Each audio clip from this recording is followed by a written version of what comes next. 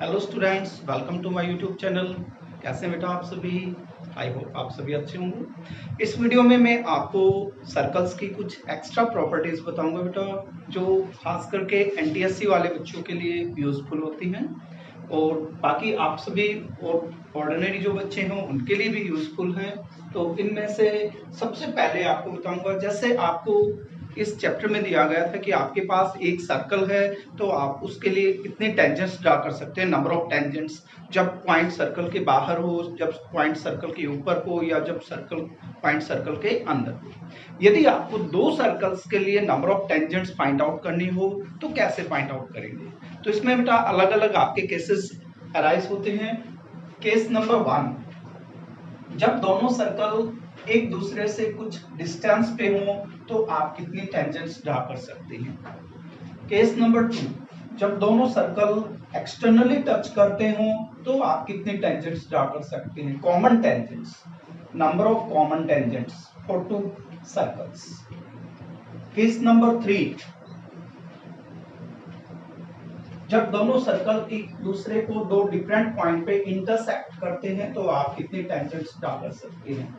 Case number 4, जब दोनों circles एक दूसरे को इंटरनली टच करते हैं तो आप कितने टेंजेंट्स ड्रा कर सकते हैं।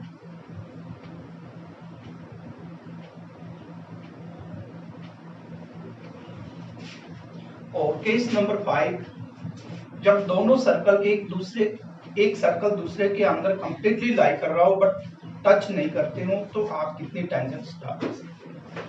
अब ये देखो 5 डिफरेंट केसेस हो सकते हैं दो सर्कल्स के लिए, जब दोनों एक पार्टिकुलर डिस्टेंस के ऊपर हो, या दोनों सर्कल एक दूसरे को एक पॉइंट पे एक्सटर्नली टच करते हो, या दो पॉइंटों पे इंटरसेक्ट कर रहे हैं, या एक सर्कल दोनों सर्कल जो है इंटरनली टच कर रहे हो किसी एक पॉइंट के ऊपर, या फिर एक सर्कल कंप्लीटली दूसरे सर्कल के अंदर लाई कर रहा हो बट वो टच नहीं कर रहे हो।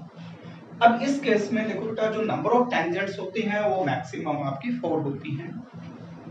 जैसे कि एक कॉमन टेंजेंट आपकी ये हो जाएगी, ये टेंजेंट इस सर्कल को भी टच कर रही है, इस सर्कल को भी टच कर रही है। सपोज करें यहाँ पे टच कर रही है पॉइंट ए पे और ये पॉइंट आपका बी है। इसी तरह से ये एक कॉमन टेंजेंट हो जाएगी, ये टेंजेंट दोनों सर्कल्स को टच कर रही है। ये पॉइंट आप सी एज्यूम कर लें और ये पॉइंट आप डी एज्यूम कर लें। ऐसी जो टेंजेंट्स होती हैं इनको डायरेक्ट टेंजेंट्स कहा जाता है, इनको डायरेक्ट टेंजेंट्स कहा जाता है। और डायरेक्ट टेंजेंट्स की विशेषता ये है कि ए से बी की जो लेंथ होती है, डिस्टेंस होती है, वो सी से डी की डिस्टेंस के इक्वल होती है। तो a b equal to c d, ये इसकी विशेषता है। दूसरी जो टेंजेंट्स होंगी बेटा, कॉमन टेंजेंट्स, वो इस तरह से ड्रा कर सकते हैं।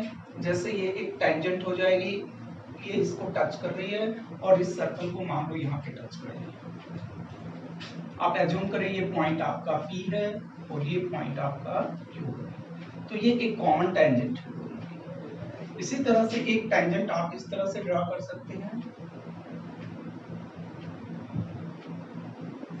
इसे PQ नाम दिया, इसे आप RS नाम दिया।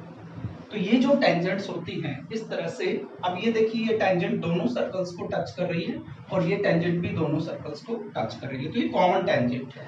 ये जो कॉमन टेंजेंट्स होती हैं इनको ट्रांसवर्स टेंजेंट्स कहा जाता है, ट्रांसवर्स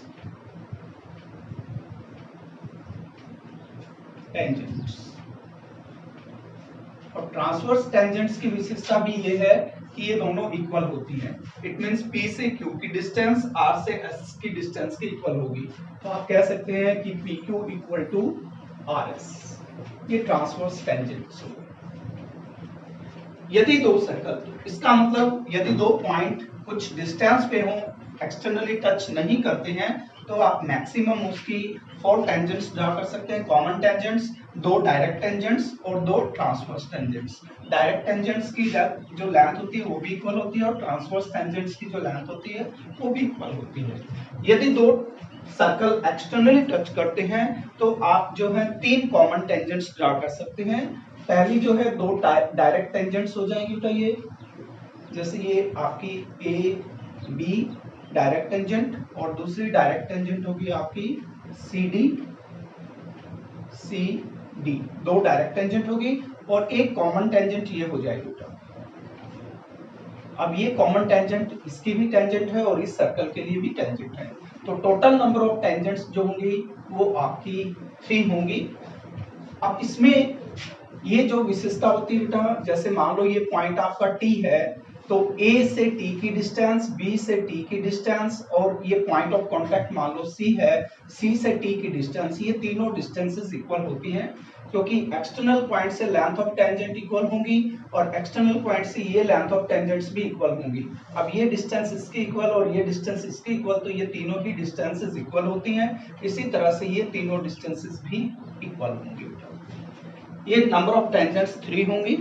इसके बाद यदि दो सर्कल दो डिफरेंट पॉइंट पे इंटरसेक्ट करते हैं तो उस केस में आप केवल दो ही टेंजेंट कॉमन टेंजेंट ड्रा कर सकते हैं और ये कॉमन टेंजेंट्स आपकी डायरेक्ट कॉमन टेंजेंट्स होती हैं। तो अगर डिस्टेंस पे है तो 4 कॉमन टेंजेंट्स, एक पॉइंट पे एक्सटर्नली टच कर रहे हैं तो 3 कॉमन टेंजेंट्स, दो पॉइंट पे इंटरसेक्ट कर रहे हैं तो 2 कॉमन टेंजेंट्स हो जाएंगी जो डायरेक्ट कॉमन टेंजेंट है। और यदि दो सर्कल इंटरनली एक दूसरे को पॉइंट पे टच कर रहे हैं तो उनकी कॉमन टेंजेंट केवल एक ही हो सकती है। ये टेंजेंट दोनों सर्कल्स की कॉमन टेंजेंट होगी। और यदि एक सर्कल कंप्लीटली दूसरे के अंदर लाई कर रहा है बट वो टच नहीं करते हैं तो दोनों सर्कल्स की कोई भी कॉमन टेंजेंट नहीं हो सकती है।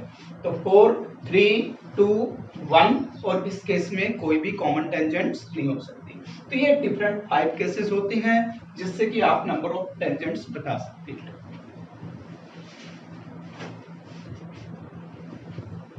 एक एडिशनल थ्योरम होती है, जैसे आपके पास कोई भी एक सर्कल गिवन है और इस सर्कल की कोई भी दो कोड सर्कल के अंदर किसी पॉइंट पे इंटरसेक्ट करती है। जैसे ये कोड आपके पास AB है और ये कोड आपके पास CD है। Any two chords intersecting at an interior point of circle, आप सपोज करें ये इंटीरियर पॉइंट P है।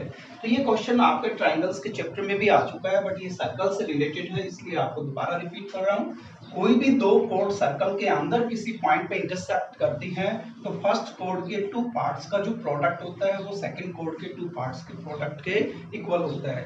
आप इससे ऐसे कह सकते हैं कि PA into PB is always equal to PC into PD, PC into PD, PA into PB equal to PC into PD, PA into PB equal to PC into PD। और यदि सर्कल के कोई भी दो कोड है वो circle के अंदर इंटरसेक्ट ना करती हो लेकिन प्रोड्यूस करने पर वो किसी पॉइंट पे बाहर जाके प्रोड्यूस करती है, जैसे कि ये सर्कल की कोड्स हैं A B C D और इनको ये सर्कल के अंदर इंटरसेक्ट नहीं कर रही है बट इनको प्रोड्यूस करने पर ये किसी पॉइंट P पे जाके इंटरसेक्ट करती हैं। तो उस केस में भी P से A की डिस्टेंस और P से B की डिस्टेंस का प्रोडक्ट P से C की डिस्टेंस और P से D की डिस्टेंस, सेम प्रोसेस है बेटा। P से A की डिस्टेंस P से B की इक्वल टू P से C की डिस्टेंस इनटू P से D की डिस्टेंस। तो यहाँ भी यही होगा बेटा, PA into PB equal to PC into PD। ये आपकी एक थ्योरम होगी। ये दोनों थ्योरम्स आप ट्रायंगल्स के चैप्टर में भी कर चुके हैं। अब सपोज करें कि ये एक सर्कल है जिसका सेंटर आपके पास O है और आप किसी एक्सटर्नल पॉइंट P से ये एक सीकेंट ड्रा कर रहे हैं। सपोज करें AB सर्कल की एक कोड है जिसे प्रोड्यूस किया गया है पॉइंट P तक और P से सर्कल की एक टेंजेंट ड्रा की जाए जैसे कि PT स्क्वायर। अब आपने एक्सटर्नल पॉइंट से एक सीकेंट ड्रा की और एक टेंजेंट ड्रा की है, तो इनके बीच क्या रिलेशन होता है बेटा? तो P से A की डिस्टेंस इंटू में P से B की डिस्टेंस जो होती है PA into PB equal to PT square के इक्वल होता है, यानी PT इंटू PT स्क्वायर। तो अगर आप किसी भी एक्सटर्नल पॉइंट से सर्कल की एक सीकेंट और एक टेंजेंट ड्रा करते हैं तो इनके बीच रिलेशन है PA into PB equal to PT square. तो ये आपकी एक अनदर थ्योरम थी। ये थ्योरम और आपके थ्योरम, जैसे ये आपके पास कोई भी एक सर्कल है और आप इसके किसी भी एक पॉइंट पे एक टेंजेंट ड्रा करते हैं। सपोज करें ये सर्कल है, सेंटर O, और यहाँ पे आपने पॉइंट P पे इसकी एक टेंजेंट ड्रा की है और इस पॉइंट से आप सर्कल की कोई भी एक कॉर्ड ड्रा करते हैं, जैसे कि आप PQ is a chord of circle. तो ये जो कॉर्ड है बेटा, ये इस टेंजेंट के साथ दो एंगल बना रही है, एक ये एंगल बना रही है, एक एक्यूट एंगल और दूसरा ऑब्ट्यूज एंगल। अब इनकी विशेषता ये होती है कि इस कॉर्ड के द्वारा जो ये एंगल बनाया गया है एक्यूट एंगल, ये इसके अल्टरनेट सेगमेंट में बने एंगल के इक्वल होता है। वैसे आपने पढ़ रखा है बेटा 9th क्लास में कि angle in the same segment are equal.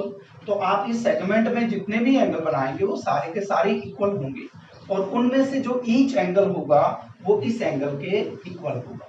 Suppose करें आप यहाँ पे एक पॉइंट ले रहे हैं E और PA को ज्वाइन कर रहे हैं, PB को ज्वाइन कर रहे हैं, सॉरी AQ को ज्वाइन कर रहे हैं, AP को ज्वाइन कर रहे हैं। अब ये इस सेगमेंट में पॉइंट A पे बना एंगल हो गया।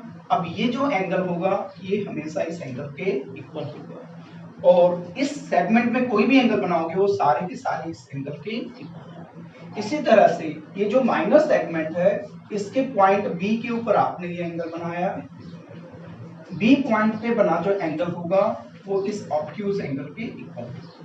तो जैसा कि आप जानते हैं बेटा, जो आपका मेजर सेगमेंट होता है, मेजर सेगमेंट में किसी भी पॉइंट पे जो एंगल बनता है वो एक्यूट एंगल बनता है और माइनर सेगमेंट के किसी भी पॉइंट पे एंगल जो बनता है वो ऑब्ट्यूज एंगल बनता है। तो ये एंगल इसके इक्वल होगा और ये एंगल इसके इक्वल होगा। और वैसे इन दोनों का सम यदि आप करते हैं तो ये लीनियर पेयर बना रहे हैं, इनका सम 180 और PBQA ये एक साइक्लिक क्वाड्रिलेटरल हो गया और ये इसके अपोजिट एंगल्स हैं, तो इनका सम करेंगे तो इनका सम भी 180 ही होता है।